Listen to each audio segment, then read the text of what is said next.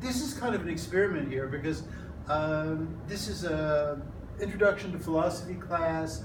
It's Friday morning, 9 to 12, but the way we structure it is I arrive about 15 minutes early, and that is at 8:45, and we don't really start the lecture and discussion until 15 after. For various reasons, okay? So what I've been thinking of doing is when I get here, I just hate to sit in the empty classroom. And then people come in and they're doing breakfast and things like that. So, okay, to make a long story short, what I've decided to do is before people get here, to do a 3-minute form of my lecture, and that's what I'm going to do now, and that's what I'm after. Okay, so if everyone will remember, and we'll see if I can, we'll see everyone, there's 4 or 5 people here now. We can see if I can do this with people as well as I did it a second ago. This is the version 2 because I was mumbling a little bit. Okay, we'll see if I mumble here. Okay, down to business. Last week we left off with my using the word ontology. I explained that ontology refers to levels of reality, and it was a really important concept in the history of philosophy, and it gets articulated in Aristotle really clearly, and it's pretty much always with the whole tradition of philosophy. I went on to say that the history of philosophy is characterized from its very beginnings until the 21st century by 4 oppositions, and I call those oppositions dualisms. I call them, I can never say this in English, binaries in English. And those 4 oppositions are being and becoming, ideal and real, good and evil, truth and corruption. Notice I have quotation marks around corruption, and something really interesting happened in the history of philosophy, that these 3 oppositions are studied really carefully by basically every important philosopher.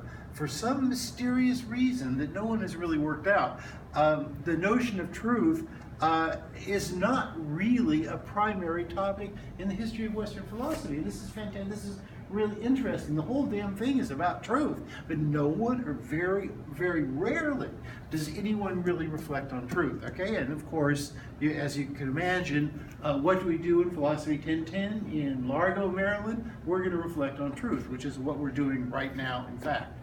Okay, I also said last week that these oppositions are really generated by a reflection, by thought, by confusion, depending on the case, on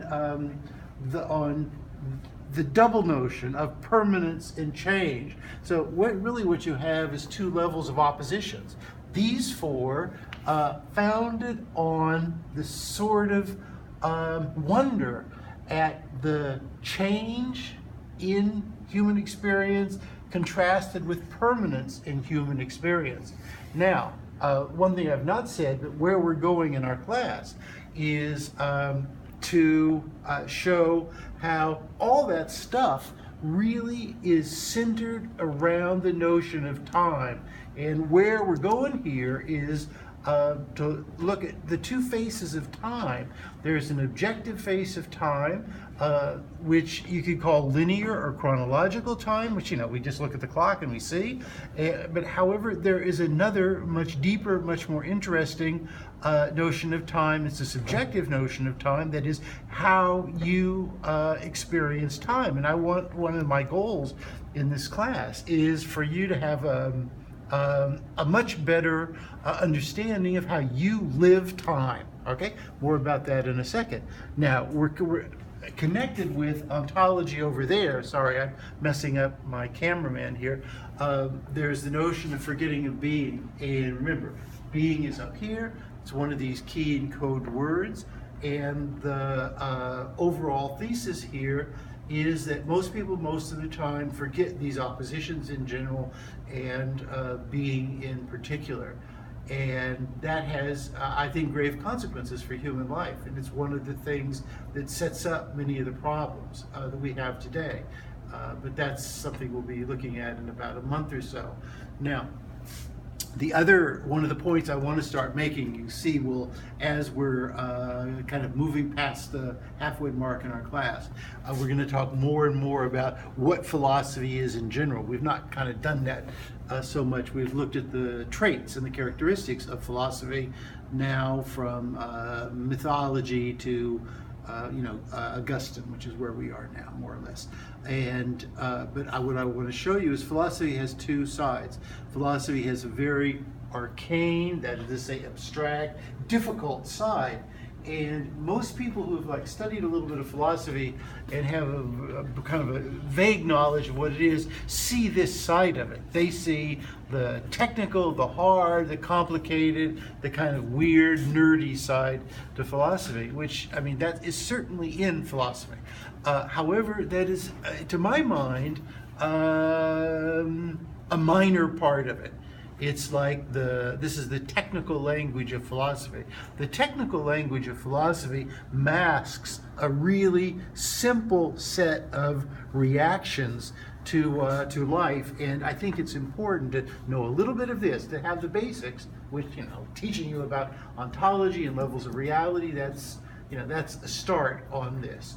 However, I also want you to be philosophers. I want you to see that being a philosopher is something inherent in our lives, and because this is sort of out of fashion, if you like, and not something that we care about in our commercial, hectic, crazy world today, we tend not to study it in school, and we tend to lose track of it in our lives. But responding philosophically to life, death, relationships, values, truth is something that we all need to be able to do. There's a sort of mystery here that is really important to see, and the mystery is this: on the first hand, you have on the one hand, you have all this technical terminology and all this stuff that seems hard, and then on the other hand, thinking about death. Let's do it like this. Thinking about death, or thinking about how you live time, is not very difficult at all. And everyone can do it. There's not a single person in this class, or at this college, or in Largo, Maryland, who cannot think about their experience of time. They need a little bit of guidance. Hey, people are starting to come in now.